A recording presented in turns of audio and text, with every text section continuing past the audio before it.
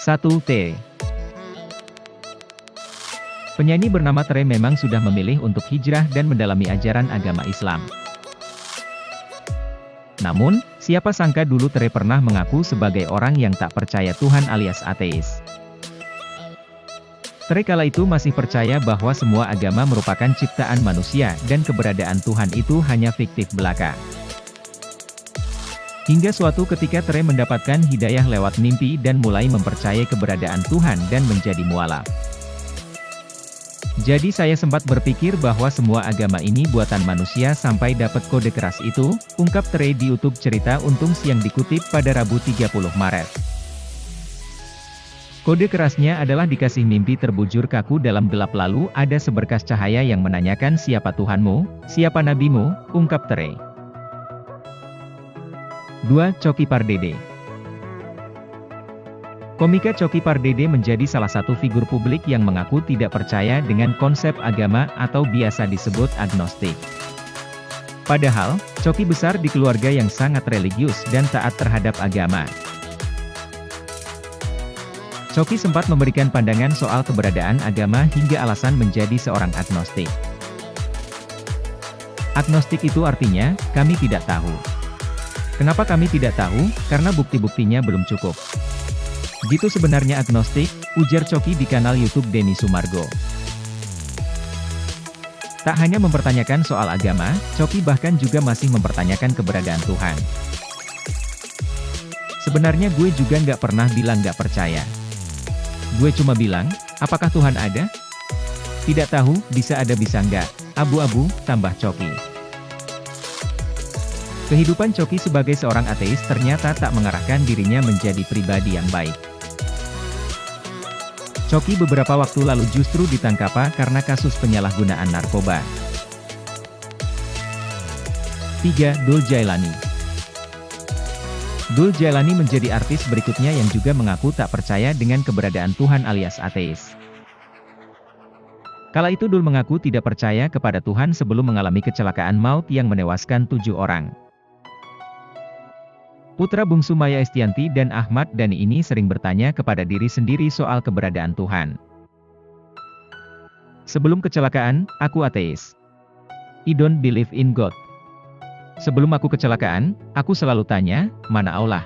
Mana Allah? Untuk apa disembah? Sombong sekali sama dunia ini, kata Dul. Namun Dul langsung berubah drastis dan mulai mempercayai Tuhan ketika dirinya berjuang untuk hidup di rumah sakit usai sekarat karena kecelakaan. Bahkan, kala itu Maya sempat mengikhlaskan Dul karena melihat tubuh sang putra yang sudah hancur. Pada saat di titik Dul di rumah sakit dia udah mau meninggal sebenarnya, dia udah drop banget tensinya udah 40/20, sampai dokter udah nampar-namparin dia supaya dia bangun, ungkap Maya Estianty. Sampai gue bilang gini, ya Tuhan, kalau mau ambil dia ambil aja. Aku udah pasrah, aku ikhlas. Aku nggak mau melihat dia hancur badannya, sambung Maya. Maya kala itu tetap tak menyerah dan terus berdoa agar Tuhan memberikan mukjizat untuk nyawa Dul. Doa dari Maya itu ternyata dijawab Tuhan hingga akhirnya Dul perlahan mulai menunjukkan tanda-tanda kehidupan. Begitu aku pasrah di tingkat tinggi, itu dia dari yang udah mau mati nih naik lagi tuh tensinya, kata Maya. Kalau misalnya kita masih sok jago, Tuhan diam aja, ah nih anak jagoan nih ngapain gue bantuin, dia belum butuh bantuan gue, tapi begitu gue nyerah nih gue minta tolong ya udah deh gue bantuin lu, perumpamaannya seperti itu, tutup Maya. 4. Gita Sinaga. Gita Sinaga merupakan artis berikutnya yang mengaku dulu sempat tak percaya Tuhan dan menjadi seorang ateis. Kala itu Gita yang masih duduk di bangku SMA kerap mempertanyakan keberadaan Tuhan. Aku memang dalam wawancara itu bilang bahwa waktu SMA aku hampir ateis. Karena aku baca satu buku yang dibaca bukan pada usianya. Masih SMA sudah baca buku sejarah Tuhan, buku tentang filsafat gitu, tutur Gita Sinaga di kanal YouTube Melanie Ricardo. Terus pas dibaca aku bilang sama my mom, kayaknya God itu not exist, tidak ada, gitu, sambungnya.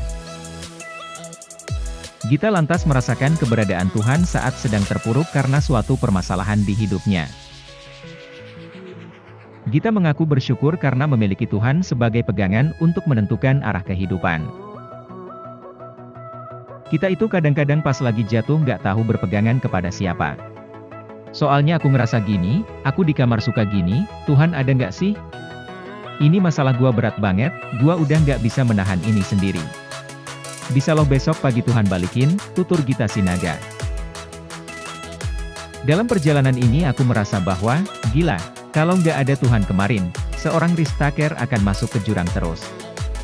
Jadi kalau sampai gua bisa berjalan sampai sekarang masih bisa ngobrol, bisa fine, kalau nggak karena Tuhan mungkin aku udah di rumah sakit jiwa, tutup Gita. 5. Nuleto. Nuleto kini memilih untuk hijrah dan mendalami ajaran agama Islam. Namun jauh sebelum itu, putra Emma Ainun Najib atau Cak Nun ini ternyata pernah tak mempercayai Tuhan alias menjadi ateis.